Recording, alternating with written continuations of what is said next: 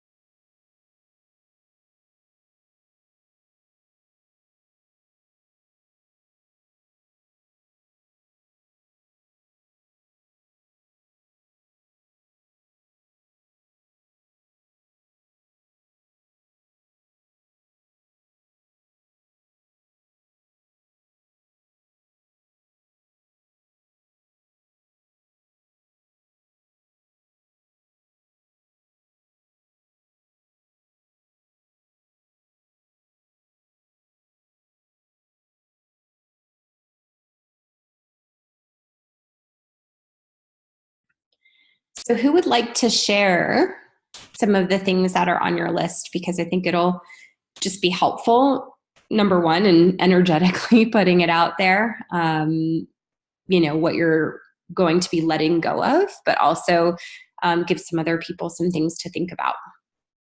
I'll go. Perfect. Thank you. Well, I didn't have a lot of things on my list. So, I'm with you, Calvin. Maybe we just have come to a place in our jobs where we like what we do. And there's more that I like about my job than what I don't like.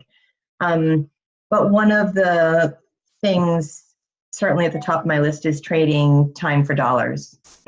So I want to be able to, not spend so much time seeing people one-on-one, and just kind of trading money for that. I'd rather be training groups or working remotely online, that sort of thing.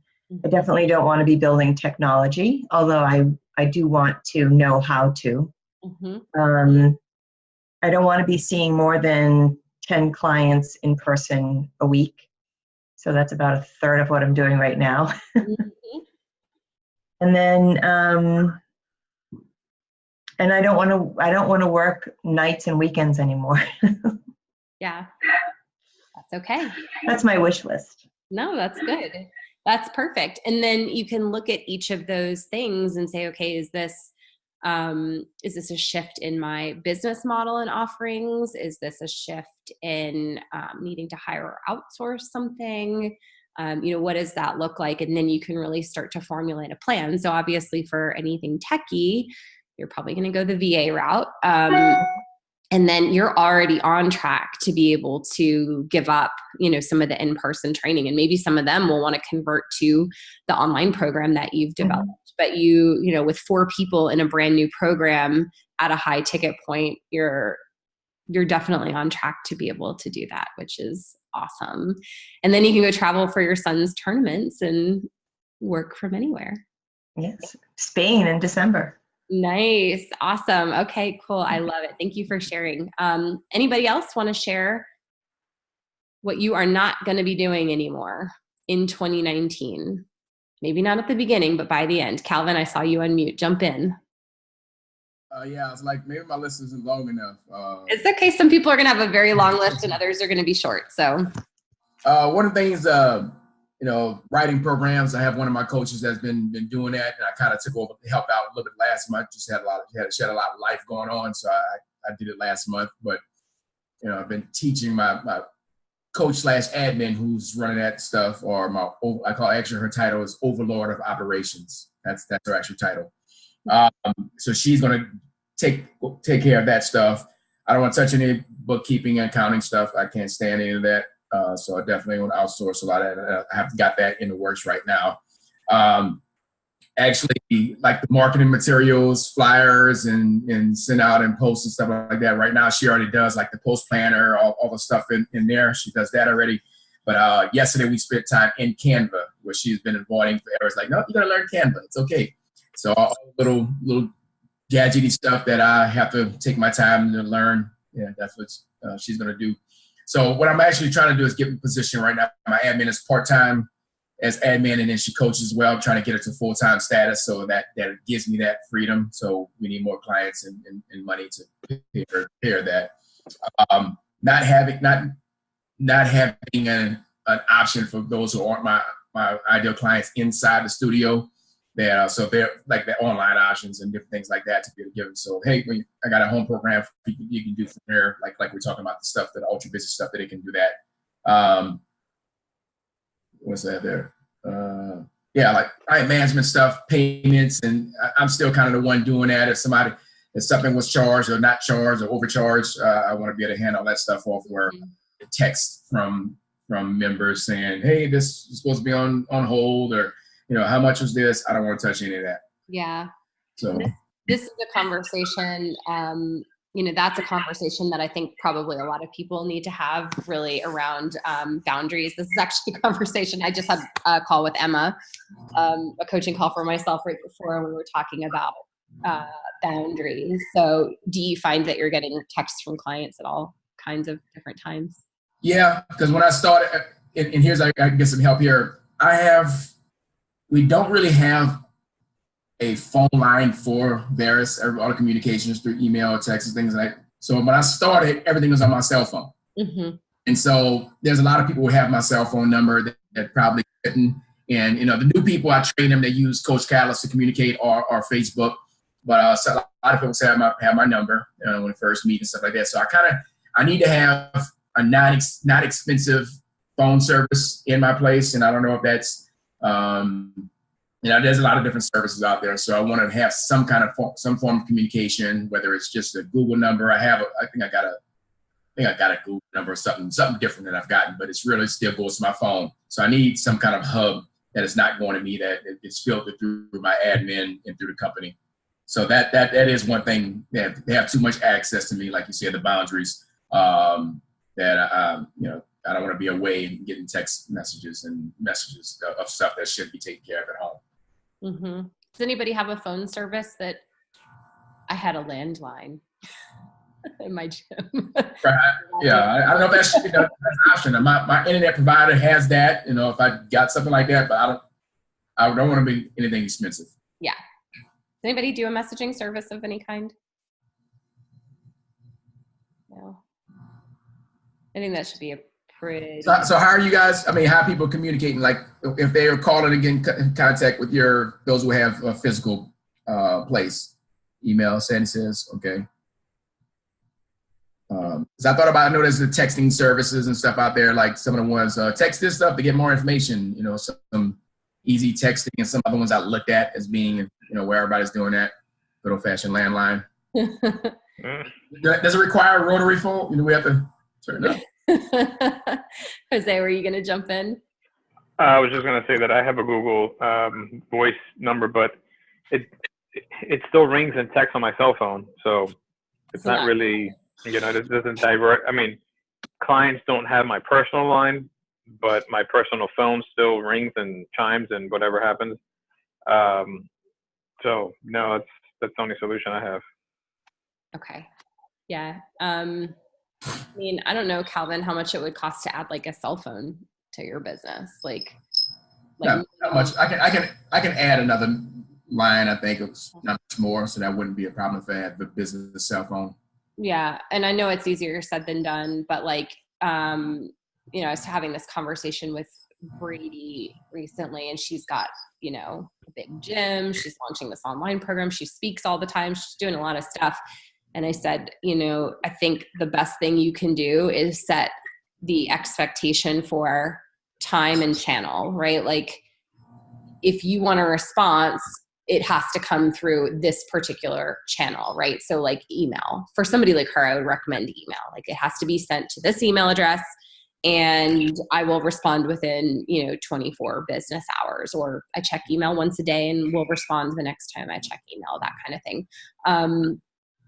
So if you can try to like, you can kind of say, I'm trying to consolidate my forms of communication so that I don't miss anything. Just let your clients know. If you want to make sure you get a response from me, this is where you need to contact me. That alone could help. Yeah. Actually, one of the, not here, but at another CrossFit gym, what she had was whenever you would email her, she had an automated email response saying, "Hey, I'm out trying to save the world.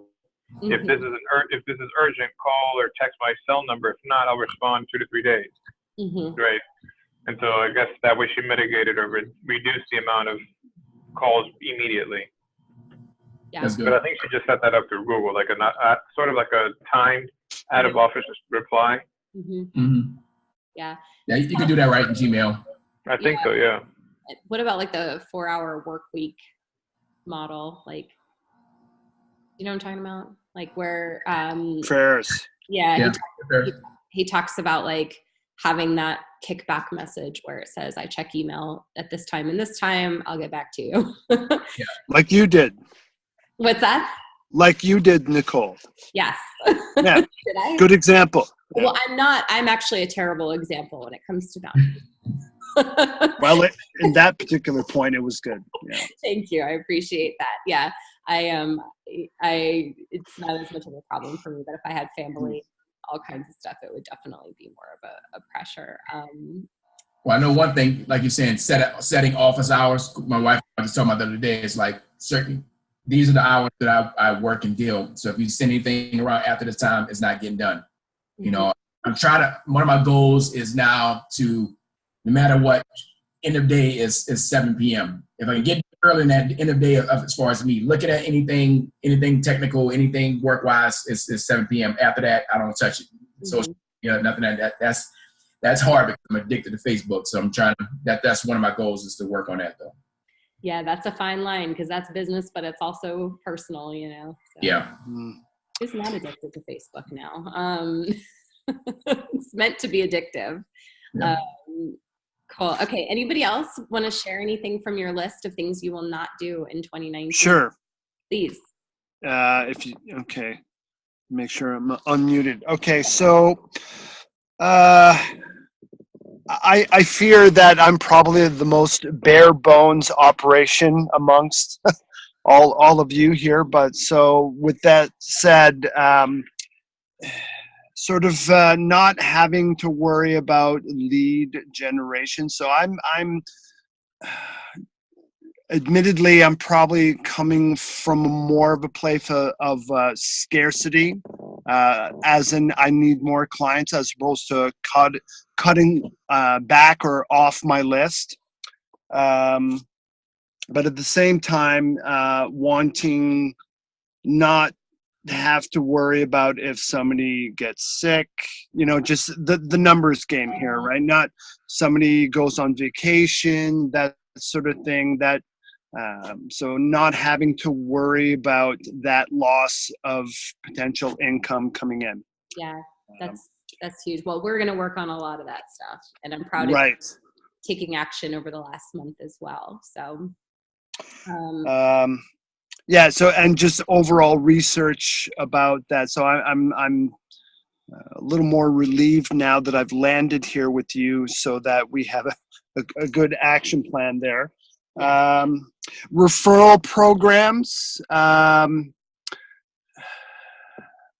I guess I'm sort of looking for more of a formula or formulaic kind of thing to follow on that. So I don't want to have to, I've had other suggestions from other mentors or sort of businesses there, but none have really materialized as super effective. So we can certainly talk about that. So basically what you're saying is you don't want to, and that actually kind of leads into the next question we're going to cover. You don't want to, what is it that you don't want to do? I know there's some mindset pieces in there, like there's the struggle pieces and that kind of thing. Yeah. Something like you're doing that you don't want to do, whether it's tech stuff or collection. I think being a sole operator, that aspect of the grindy stuff on the backside, I would like to minimize to almost eliminate that. And if there's an automated solution to that, hallelujah. If not, if I have to put in maybe 10% of the effort I've been putting in, even better. So ideally, it would be nice to let just all that go, so that I could focus more on, the more my 5% versus the 95% of things that, or less, that aren't in my wheelhouse. Does that make sense? Yeah, and that's and we could talk about getting you an admin or a VA or something. It'll be super low investment initially, but it's a good point where there's the whole concept that it's 20% of what we do that produces 80% of the result. So I think what everyone should be thinking about in terms of the things that we want to give up from our business is what of that 80% that we're doing that isn't producing the highest level result can we start to let go of? And believe me, I know it's super hard to let go of certain things in your business because you're afraid someone won't do it right. Or I held on to mopping the floors and vacuuming the floors every day at my gym for like 2 years just because I'm like weird with dirty floors. And put pride in that. Yeah. And I realized someone else actually can clean the floors just as well as I can, so it can be something that silly, or it can be, passing off communications, which is a much bigger responsibility. So that's good. Thank you. Thank you for sharing. Cool. Anybody else want to jump in with maybe something we haven't heard before? Usually it's like all the little tedious work. I can go. Yeah, go for it.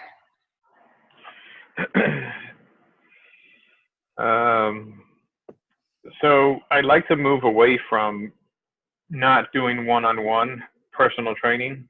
I'd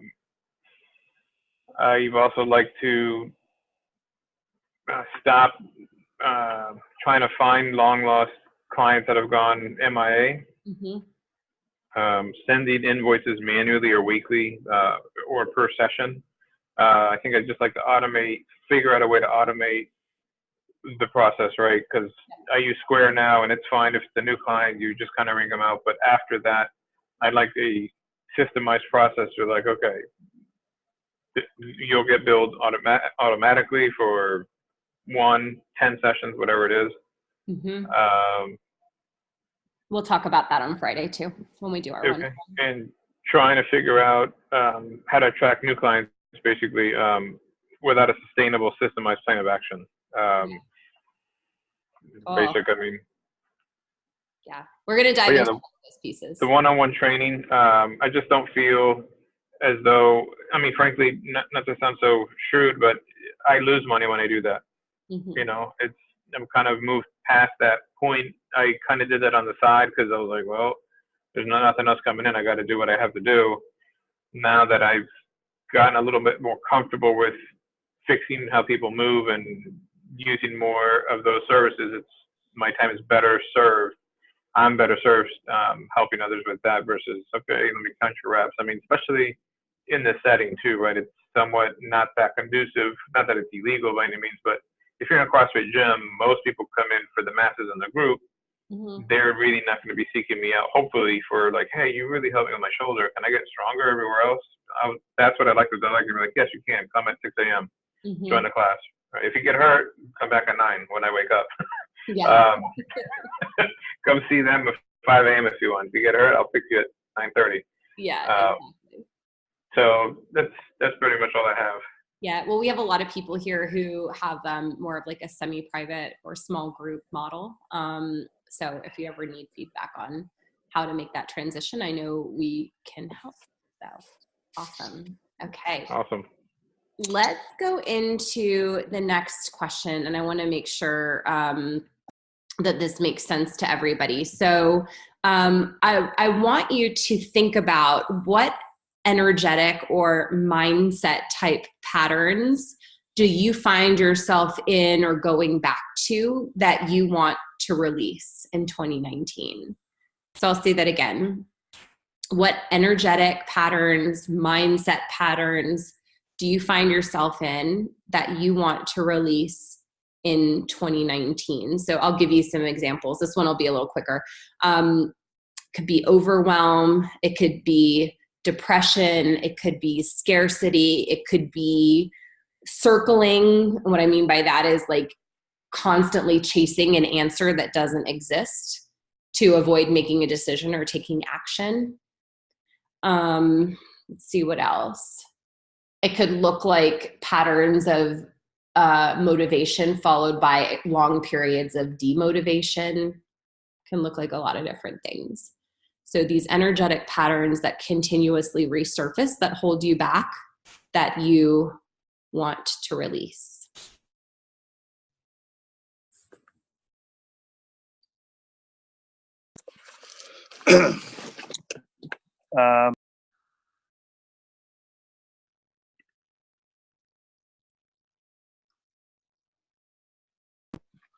May I jump in? Yes, go for it.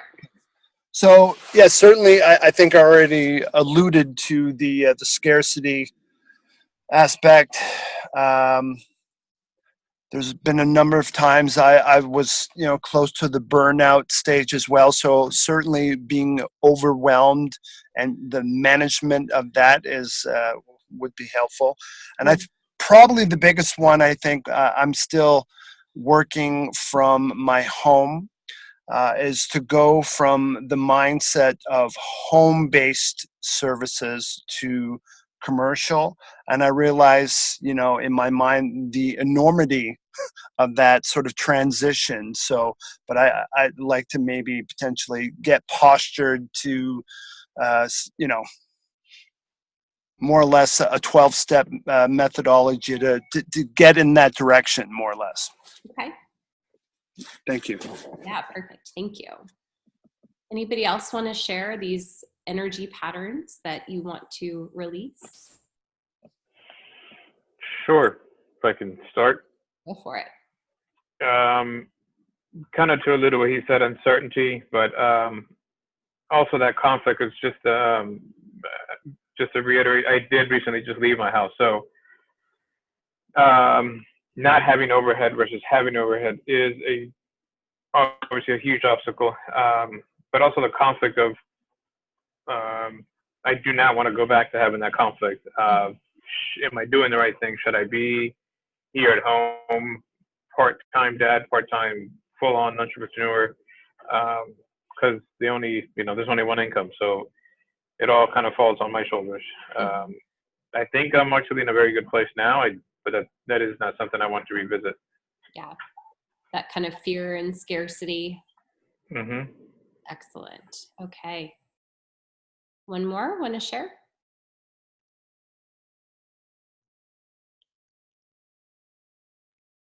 I'll go. No one else wants to jump in? So I go back and forth between doubt, like overwhelming doubt. Can I do this? Is this really for me? Sorry. To, oh my God, I had a great week. This is going to be amazing, right? So I go back and forth, big swings from huge doubt to huge confidence. And I would really like to just, for that to all level out. But I think that is something that is just going to come with time, consistency, and gradual growth versus, I want exploding growth. I don't want,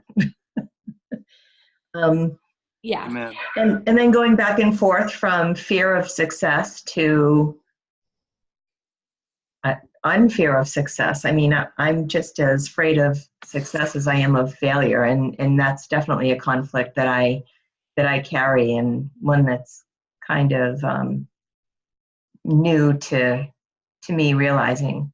Yeah. Can you talk just a little bit more about that? Because I think that it's a topic that's important, but not a lot of people are really in touch with. So how does that manifest for you? About the fear of success? Mm-hmm. So it's really, for me, it's really easy for me to manage personally a small budget. Like if I know exactly how much it costs me to get through a month, I can work with that. If I have more than that at the end of the month, it's almost like I don't know what to do with it. And that sounds kind of silly. Like, well, yeah, I could think of a million things to spend it on, but is that the right thing to do with it? And what if I have the kind of success that I'm planning on having? Then what? And what if I blow it? What if I get the kind of success that I'm looking for and then I screw it up? How could you screw it up? How could I screw it up? I don't know. Yeah. I don't know. I could just get lazy. I could just panic and run the other way. I could lose my mojo. I could get depressed and just say, forget it. I could, I could take a big leap of risk and screw that up. I have a plan to move 3,000 miles across the country in 2 years. I mean, like I have the property I want. I have the barn I'm going to live in. I have all that all set up. And in my mind, I have a business plan that is bigger than anything I ever thought that I would be able to accomplish in my dream. But I've learned over the past few months with you, Nicole, that, it's time to put those dreams into action and take the steps forward and act as if I am that wildly successful person that I only thought was for other people. So there's a lot on the line when you put yourself out there. And on Facebook, like going on Facebook Live and telling the world about the person that I think I am, they might disagree with me and I look like a fool and I've just told the world that I'm all that, and they think, well, no, maybe you're not. But in actuality, I am. And that's a scary thing to say, being kind of the shy person that I feel like I am. Wow. So there's a lot of conflict. There's a lot of conflict. And, when people ask me what I do with my business coach, I'm like, oh, she just pushes me off the ledge of my comfort zone on a daily basis. Like, just pushes me without a parachute. Just go. And I seem to land on my feet somehow, but not very gracefully. So, it's happening and I'm excited about it, but I'm also really, really scared of it. Well, that's a very vulnerable share. Thank you. And I heard, so much, right? Like self-doubt around what you're capable of, about your ability to manage money. I heard fear of judgment and rejection. I heard fears about everything. And the reality is that any of them could come true, but it's not going to. you've got support, right? Like that's why you're in this group. That's why you're in the mastermind. That's why you're with me. And read Calvin's note.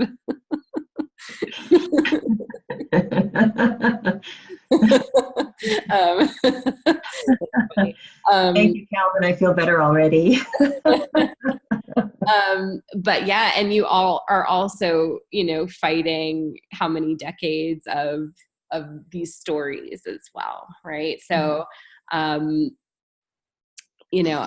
just think that a lot of it's going to come with, and by the way, none of us ever totally let that go. The fear of what if, for me, has never gone away. And I would be willing to bet a lot of money on the fact that every single person on this call still experiences it.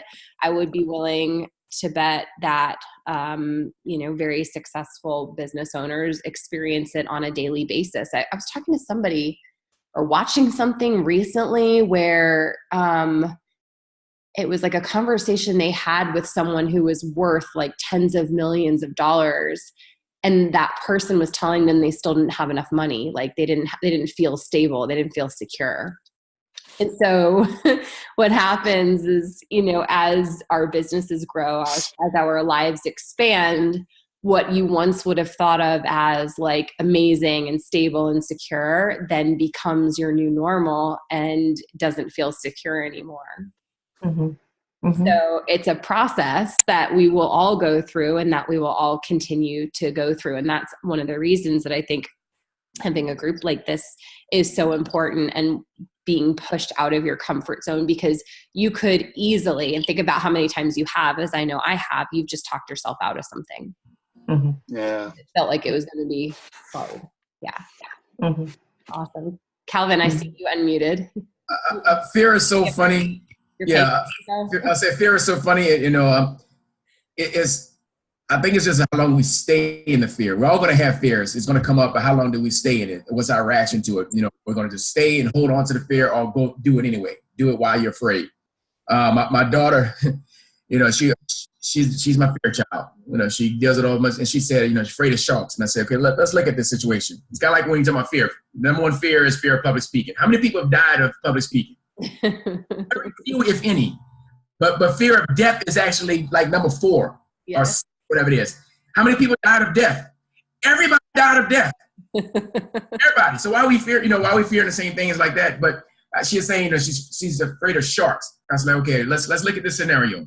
What's the likelihood of you actually encountering a shark at some point in time? For the most part, black folks don't mess around with sharks. I'm just saying, we're not going to be out there. Very seldom you're going to see a black person out there and swimming with some deep sea swimming with sharks. It's very unlikely that's going to happen. It can, but it's probably not going to happen in your lifetime. I don't see myself out there getting eaten by a shark. I don't want to be dinner, so I'm not going to be in that position. You're probably not going to be in that position anyway. So you can walk around being afraid of it because you saw it on TV.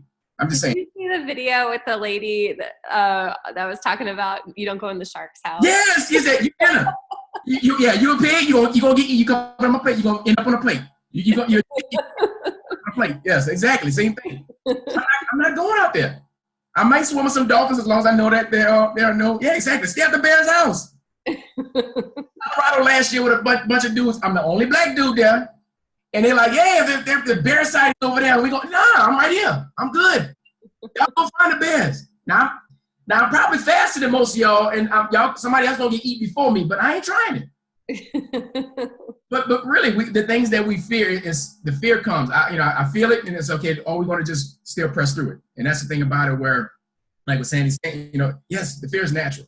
That's happening, but do we linger in it? I think when you see it and still do it anyway is where we start making those victories, right? In the midst of the fear, you start, I did it anyway. Oh, I did it anyway. And you just start stacking those victories along the way.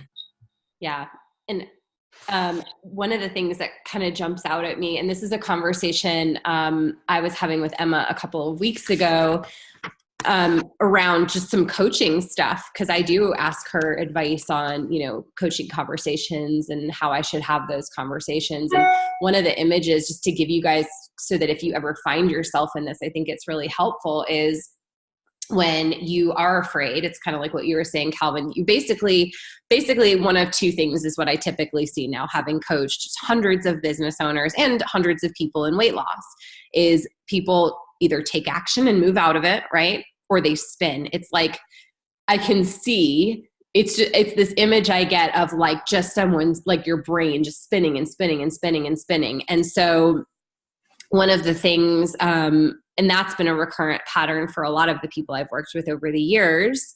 And so Emma, as my coach told me, she said the thing to say when you see someone spinning is you got to lay down the law with them, because allowing them to continue to spin isn't serving them. So her kind of verbiage, and I think it's really good, and it can apply to your clients as well, is let me know when you've made a powerful decision and what you're going to do about it. Let me know when you've made a decision and what you're going to do about it. So, because what happens is, like, all you're doing is pondering the same fearful thought over and over and over again, and it's not going to allow you to make a decision. And I think that there are some things that need careful consideration, but for the most part, and I've shared this before, is like everything good that I've created in my life has come from making fast decisions. I decided to open my business basically in a couple of days. I picked the house that I was going to buy in a day. It's just like all the things, if you really want to move forward, have to come from making a powerful decision and taking an action. So if you feel yourself in that cycle and you feel yourself going, yeah, but what if, you just need to make some type of decision. And guess what? If you make the wrong decision, you get to learn a lesson. Might I add to that, Nicole? Please. And I still struggle with this, but don't believe your thoughts. Mm-hmm. Thoughts are very deceptive, right? So just because an initial thought comes into your mind about a decision you're going to make or a choice, whatever, do whatever process you need to, 10 seconds, a minute, but try and unclench from the thought so that you can have an actionable decision, or, something that doesn't immobilize you, I guess, because that's what it is. It's fear-based, right? Mm-hmm. Totally. Mm-hmm. Well, it's over here somewhere. I have a card. It's when I joined Tony Robbins coaching a couple of years ago, they sent me like a box of all these quote cards, and it's like the number one thing that keeps people from getting what they want in life is fear, right? Right. And one really interesting thing, just to piggyback on what you said, was when I was working with a Tony Robbins coach, he did talk a lot about how, and you've probably heard it in a million places, how our thoughts really aren't our own in many cases. It's like, I got my mom texting me right now about how I'm traveling. I need to make photocopies of my passport and go get a flu shot and all this stuff. And I'm like, Mom, I have traveled all over the world by myself. I will be 40 soon.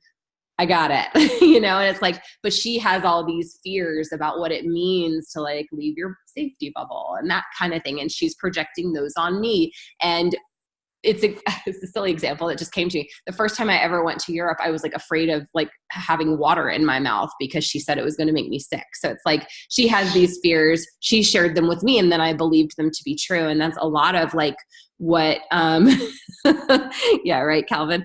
It's a lot of how we live our lives, and whatever your family told you when you were a kid about a variety of things in life has you taking action and believing things that aren't necessarily based on actual truth. So it's super interesting. Thank you for bringing that up. I just want to check the comments real quick.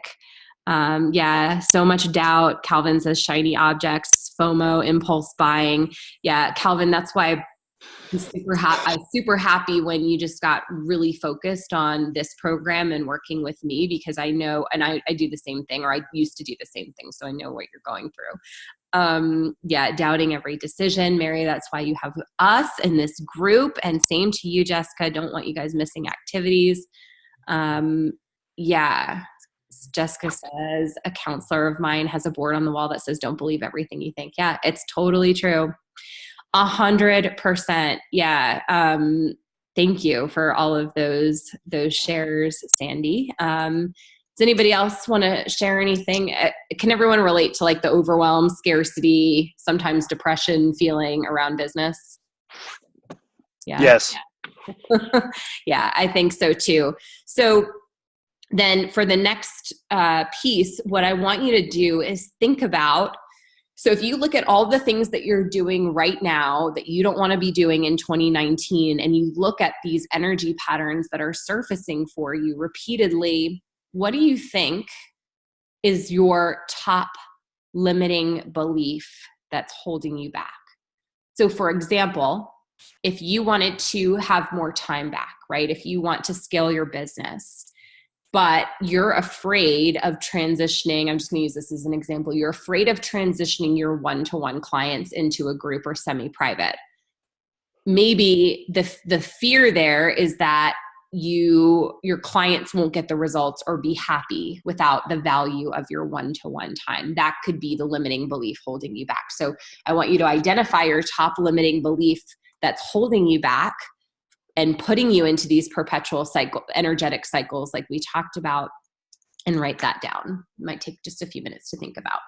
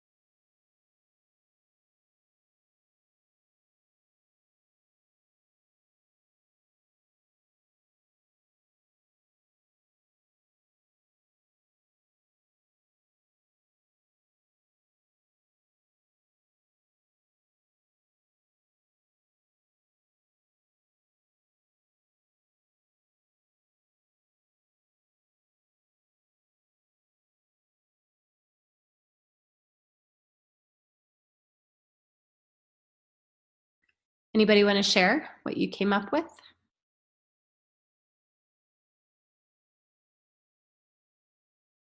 Well, sure.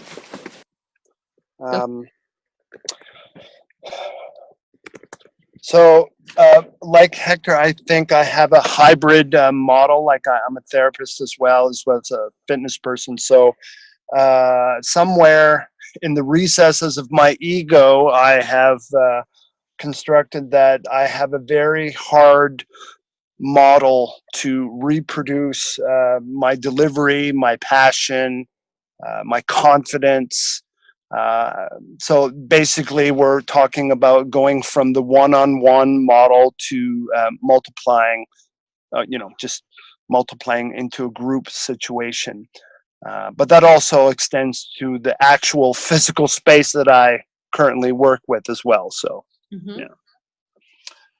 yeah. That would be it. Just scaling. Scaling is I absolutely love the promise of that, but when it actually comes to executing, I'm a little immobilized, to be honest. Okay, we can definitely talk through that. I know that's a big one that people struggle with, especially like, wanting to scale up the business, wanting to become more profitable and have more time. So yeah, we can definitely talk through that. That's important. Cool. Awesome. Anybody else want to share your biggest limiting belief? Can I go? Yes, ma'am. I would love for you to go.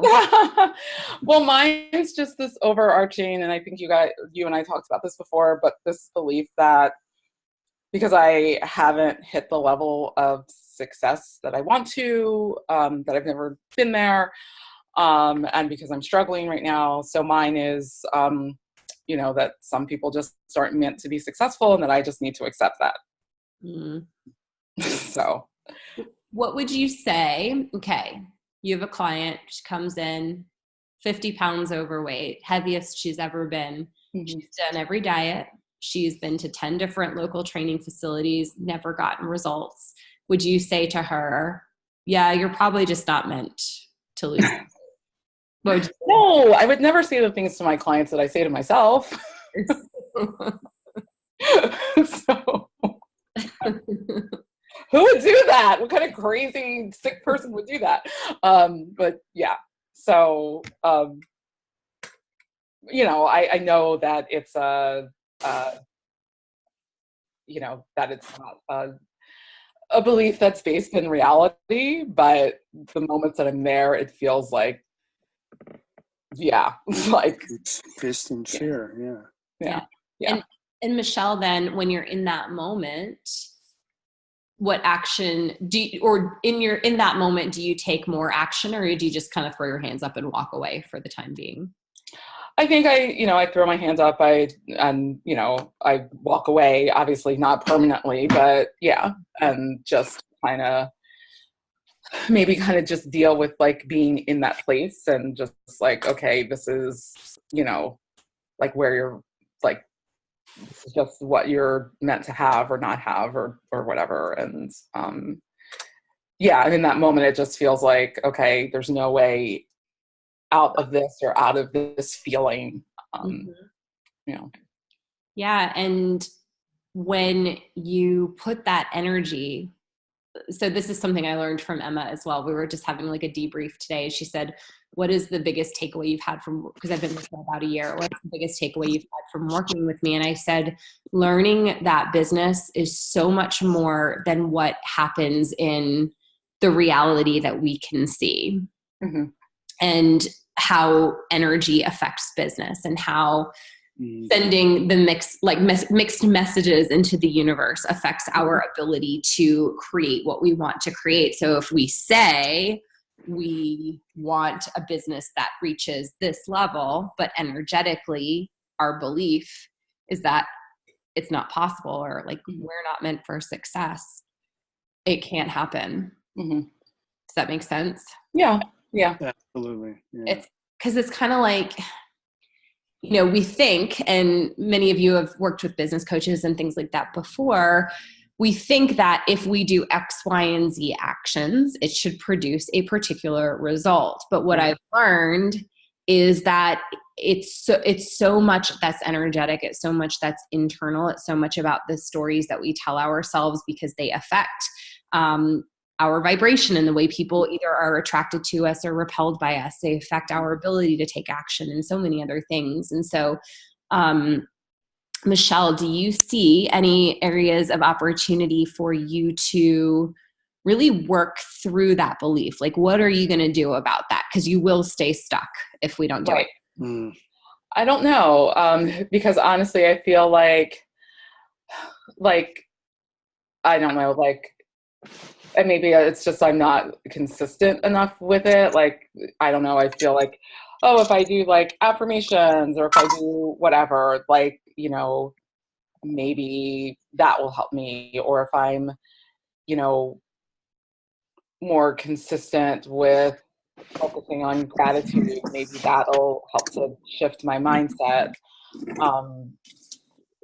But I don't know. Like when for me, at least, when I'm in it, it's hard to like, it can be hard to get out of that spot. And I guess like when you couple that belief with then like fear, then it's like, so yeah, we've all been there. What? I said, we've all been there. You're not alone. Yeah. Do that. Does anybody have some feedback for Michelle for things that you've done to pull yourself out of this space that she's in? I know you've all been there too. I have for sure, Michelle. And one of the things that always gets me out of that kind of self-pity, I can't do this, it's not for me, it's only for other people, is that I have a responsibility, and I got this from you, Nicole, to show up and be available and make myself known to my soulmate client that I was put on this earth to serve. Mm-hmm. And I really believe that from the bottom of my heart, that there is only one me, and the connection, I might not have a ton of clients, but the connection that I have with the clients that I do have is pretty strong. And I do believe that the stars lined up just right for the two of us to meet and for me to serve that person the best way that I can. And so if that's the best that I do today, then that's freaking amazing. And I get out of bed for a really good reason, right? So you just have to believe that maybe it's easier for you as it is for me. I'm kind of a caretaker person, so it's easier for me to think about the other person than it is for me to think about myself. So if I'm not doing this for my own, my own success, the things that I want in my life, but I'm doing this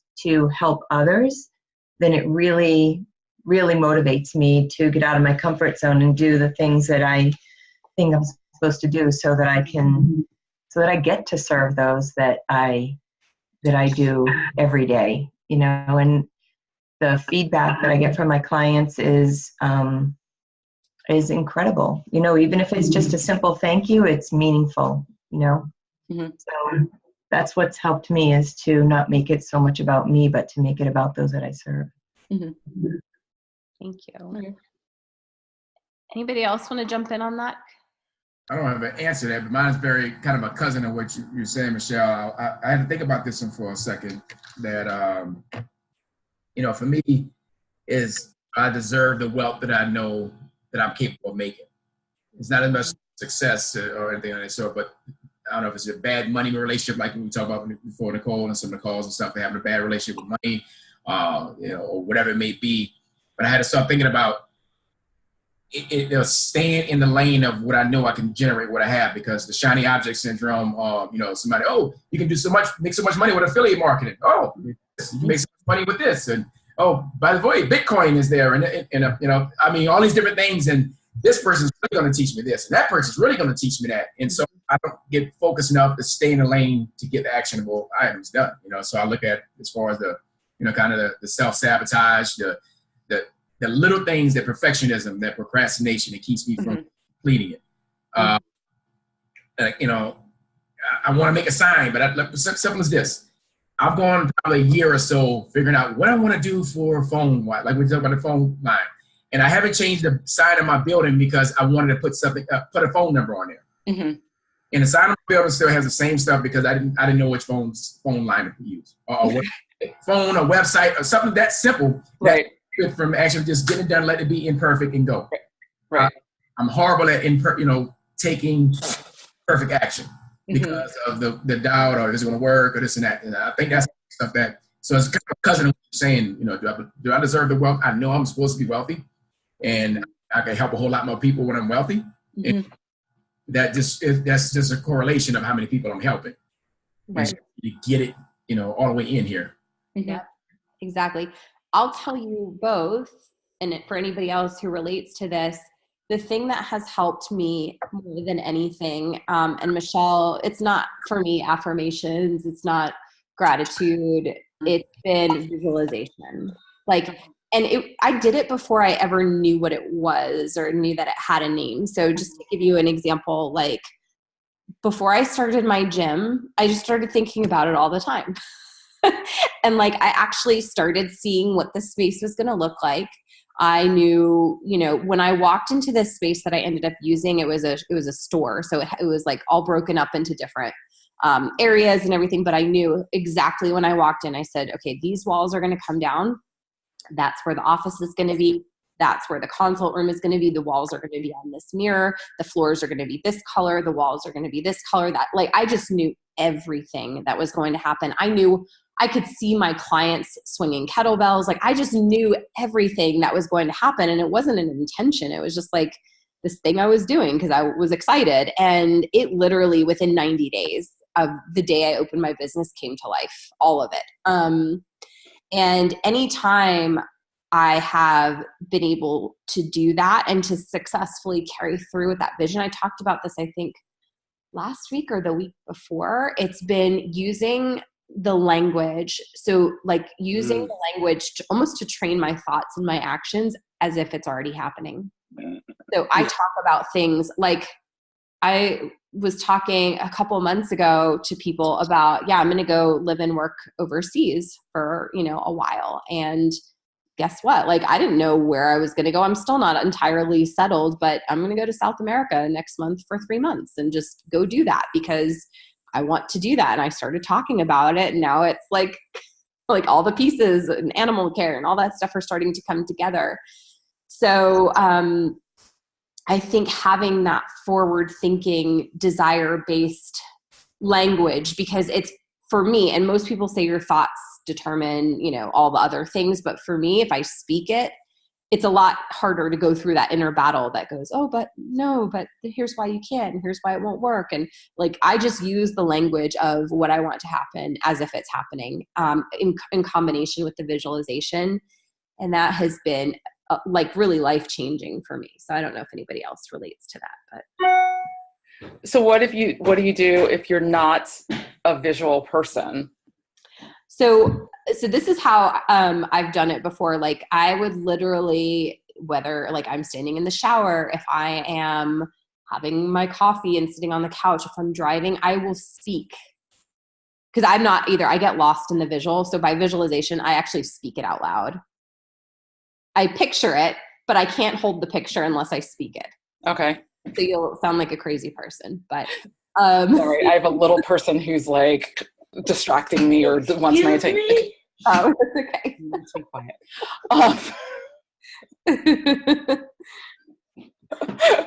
So, okay.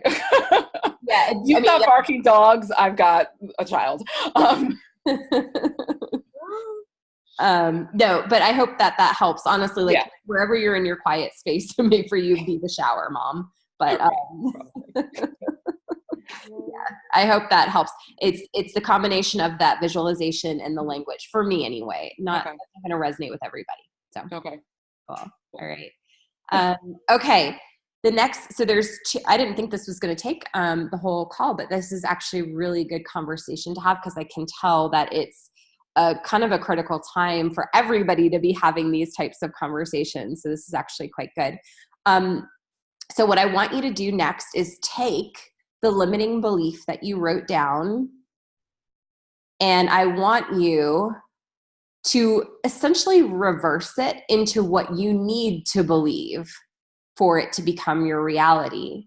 So if you have this fear around not wanting to move your one-to-one clients to a small group model because they wouldn't feel supported and they'd be unhappy, a reversal example of that could be something like, I'm incredibly supportive of my clients and I will serve them even better when I can show up better for them in a small group and my energy isn't drained, right? So like, take that limiting belief and let's reverse it.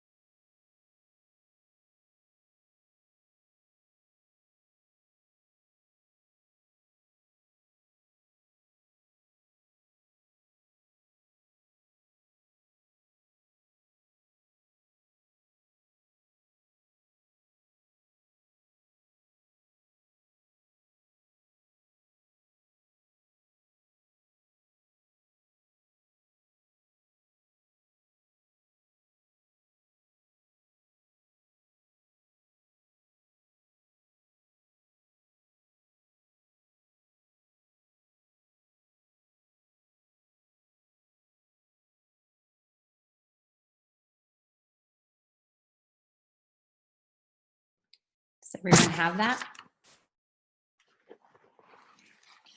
So I just thought of something else for you, Michelle, just to piggyback on some of the things we were just talking about. If you recall, I think it's the second lesson in my program, it talks about the morning ritual. Mm-hmm. And that's a really good place to add this thought process into. So by repeating your goal when you're going to achieve it. Like, like we talk about the daily invitation, that kind of thing. You say your goal, my business is going to be doing $20,000 a month by March of 2019. And by consistently repeating it, that consistency is going to drive transformation, not only energetically, but in the actions that you're able to take. And, that's part of kind of speaking the vision to reality. Of course, you have to marry action with that. But having that laser focused clarity, again, really, really affects action and energy for the better. So get really clear on what the goal is, when you're going to achieve it, and speak that as part of your either your visualization morning ritual type thing. Okay. It is powerful. That goes for everybody too. Awesome. Okay. Maybe let's have one or two of you share your reversal thought, just so we can see how this works.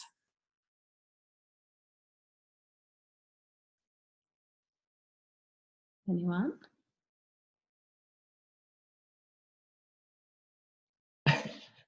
Keep going. I wanted to jump in, but I know everyone's shy today. Not everyone. Oh. It's okay. It's personal. So my first, my limiting belief was that I know my personal training one-on-one business can sustain me, because it has over the past 15 years. It's been very reliable. I'm comfortable with that. It's familiar to me. But will my online business do the same as I go for that big transition, right? And so my reversal is I will have a sustainable online business, because I will have more time to serve clients and develop follow-up programs. So even though I have my 12-week intensive, it's like in personal training, I have people who have been coming to me for 5-6 years consistently 3 times a week, and they'll never go away unless I leave, right? Mm-hmm. But with a 12-week intensive, it starts and it ends.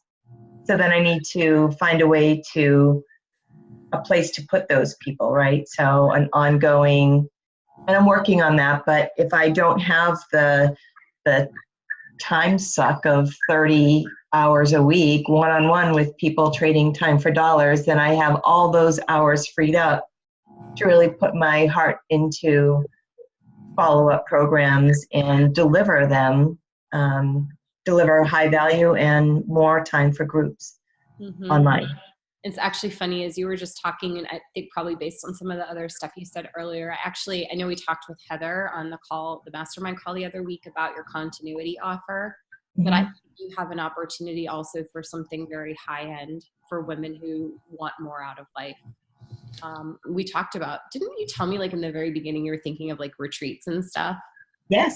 I can see that really manifesting for you with a small group of people. So yes, I've already planted the seed in my group call with my intensive group yesterday, because they're, some are on the East Coast, some are on the West Coast, and so, we all got together, and they're so supportive of each other and loving, and it's incredible that they all come from such different places, but their common goals have just brought them together. And so I already planted the seed that next year at some point we will all get together and celebrate our relationships with each other. So they're all like, oh yeah. I haven't told them how much it's going to be or where yet, but I'm glad they're excited. We can sort that. I see you having, maybe for every 5 people who go through your intensive, one woman who is really just ready to take her whole life to the next level, and you can facilitate that. So I'm excited. I hadn't had that quite pop out with like just talking to you in that way until just now, but I think we'll talk about it. Okay. Cool. Okay. I'll add it to my list for our one-on-one call. And we can always communicate in the meantime. I know. Okay, perfect. So, and it's not urgent either, but anybody else want to share your reversal thought? I've got mine. Cool. As I said, it's dealing with money itself. And I just made a simple statement that the money I make is in direct correlation to the depth and number of people that I help and serve. Mm-hmm. So if I'm serving people and I'm becoming wealthy from it, that means I'm getting their money. It's because I'm serving people. Mm-hmm. either more or deeper service to each individual, Mhm. and that's where it's going to be built from. Did So, were you were you ever taught anything negative about money growing up? oh heck yeah, Okay. yeah. As a young kid growing up in a house where dad is 70 something, grew up in through civil rights and not being able to put clothes on to go in a store and try clothes on and couldn't shop in certain places. Yeah, the rich white folk have all the money. Mm-hmm. And, and they had to step on people, or anybody who has wealth, they're going to step on people's heads and this and that in order to get to the money and this and that. And supposed to, in Christendom, there's a balance of, the love of money is the root of all evil, not money itself, but there's a balance of being humble and not having it. But the guy who paid for Jesus' tomb was a wealthy man. Mm-hmm. There's parts of that where there's some incongruency that goes along with that. So I know there's some subconscious stuff that's there that I have to fight through as well. Mm-hmm. And as you mentioned on the call with Emma, there's some fear around like actually hurting people if you have money and success. Yeah, I don't see that part. I know she said that, like, I don't see me hurting anybody with, unless I just hit them upside the bag with a bunch of quarters. I mean, I don't see that. I think maybe, maybe it could even be something more in the plane of like judgment and what will people think of you and people from back home. Maybe, I don't know what's going on. Yeah, I know. I'm pretty cool with people that like me, though. I'm okay with that. Yeah. I kind of, at least as far as I know, I'm kind of that, but there could be some subconscious parts of that. And I know people, think when you travel and doing this and you're doing certain things that they think you're changing. Like, yeah, I'm supposed to change. You want me to be the same dude I was 10 years ago? Yeah, most people would prefer you stay the same. Oh, heck yeah, because it shines a light on their complacency. Yeah, but I have this like saying about it's literally 5% of people. Like 5% of people will break outside the norm. 5% of people will lose the weight and keep it off. 5% of people will create the business and the life they dream about, and the rest will fall back into default and comfort because it's too uncomfortable to do what you need to do in the moment to have a life of comfort and freedom in the future. Yeah. So interesting. Thank you for sharing. Okay. So, we'll spend the last couple of minutes getting started on this. You probably won't finish it, but I'm going to leave it to you as an assignment. So what I want you to do is write not like 2 sentences, okay? So this should actually be quite thoughtful. And I want you to share it in the Facebook group, in the Authentic Conversion Facebook group by, let's say, this weekend or like over the weekend. So the assignment is to write down the most amazing and outrageous version of your life and your business in 2019. So I want you to think of all the things that you deeply desire. Maybe things will come out that you haven't even thought of or admitted to yourself. Include things that you don't believe are even possible right now. So this is writing down the most amazing and outrageous version of your life and your business in 2019, including things you don't believe are possible. And if any reasons why not, like why these things couldn't happen, come up, write them on a separate sheet of paper or in a separate document, and then go back to the vision. So don't put the reasons, I think this goes without saying, but don't put the reasons why not in your vision. Does that make sense? Right. So we're going to spend I do have a few things in closing, but we're going to spend like the next 7 or 8 minutes working on this, and then you'll finish it on your own and post it in the group.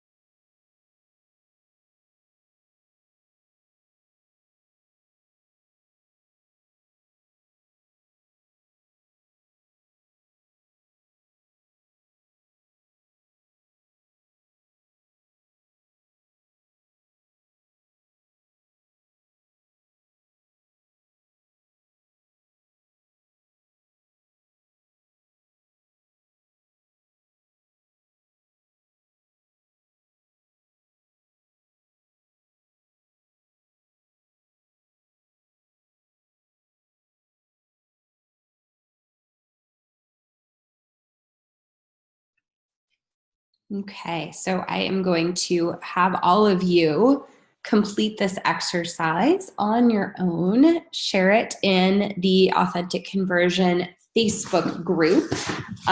You can, if it's really long, you can simply share the highlights. You can share the whole thing.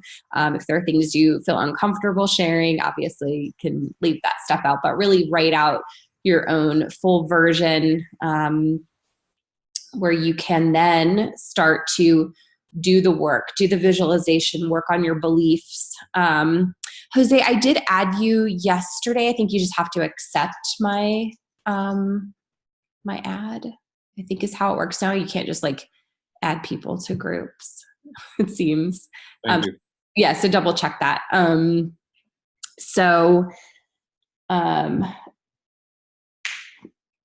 dog is eating toilet paper.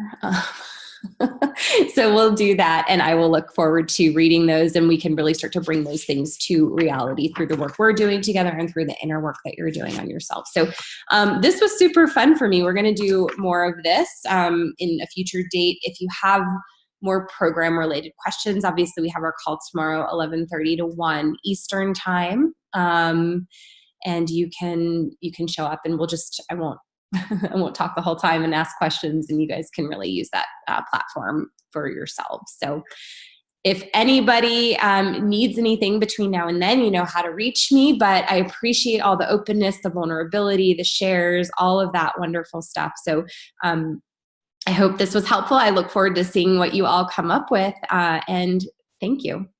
Have a good afternoon, everybody. Bye, guys.